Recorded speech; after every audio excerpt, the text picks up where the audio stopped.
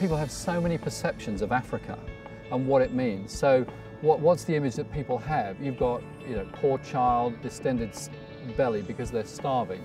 You've got corrupt politician. You've got 28 million people with HIV/AIDS. Isn't that hopeless? Isn't that terrible?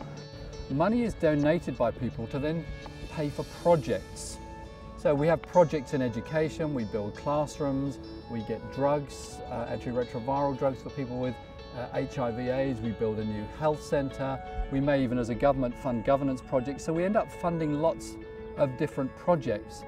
The one common thread I realised is if all of these things don't have leadership, then nothing changes.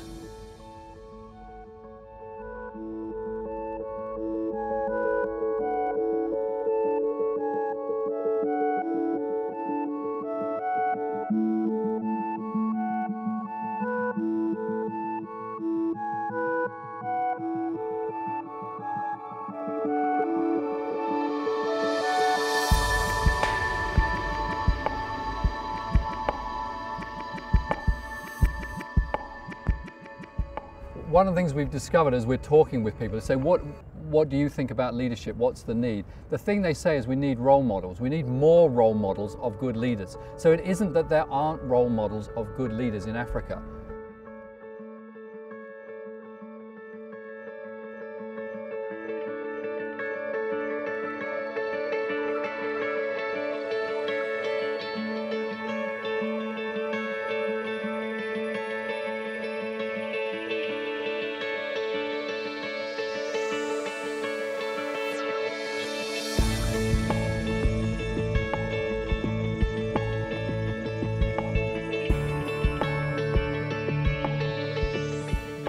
And we've called our strategy Leadership for Hope.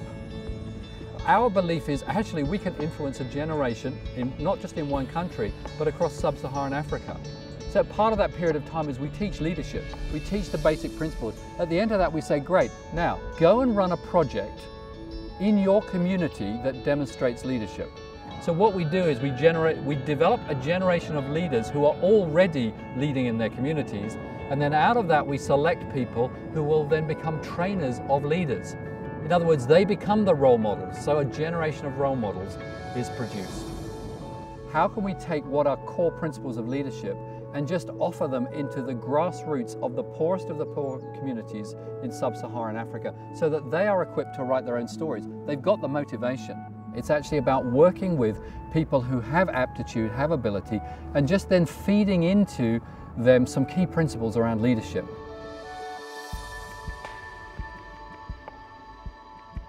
We met this lady called Mara. Mara is a lady who is HIV positive. She's a widow. She has 4 young children. Her situation was desperate. And we met Mara earlier on this year, and we were just talking to her, and she was sharing her story. But here is an amazing leader who is transforming a community. She is actually influencing a nation in terms of advocacy around the issue of HIV/AIDS. And now she's speaking internationally, but she still lives within her local community. Here is an example of a great leader.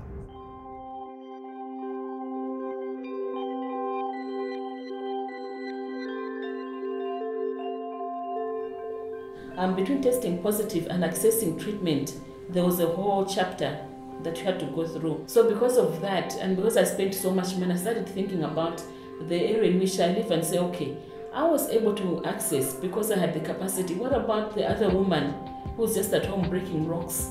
But then I also realized that there are a lot of people out there, especially in Malawi, maybe due to cultural influences, that they cannot speak for themselves. So they need someone else to be their voice.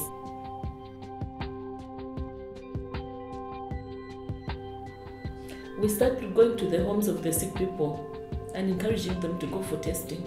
As we persisted doing the work, some of them started now gaining back their strengths. So that's when the community actually accepted and were encouraged to cooperate and work with us as well.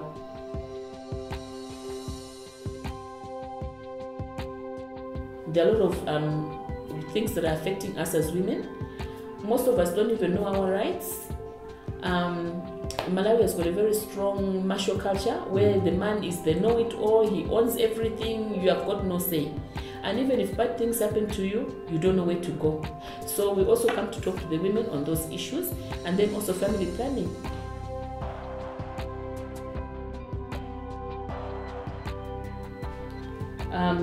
You have to fight on, and a good fight is always good, because at the end of the day you get what you want. And if I hadn't really fought, I wouldn't have been able to succeed.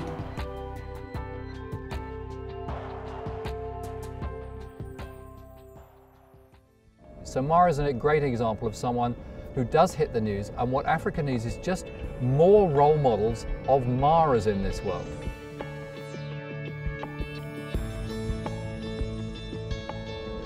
One of the things that we've been looking there for is where can we make the difference in terms of leadership development. And what we're saying is, we don't need to invent good leadership, it's there. Let's find the Maras of this world. She took every problem and every obstacle and she said, how can I turn this around to benefit not just my community, but the nation as a whole?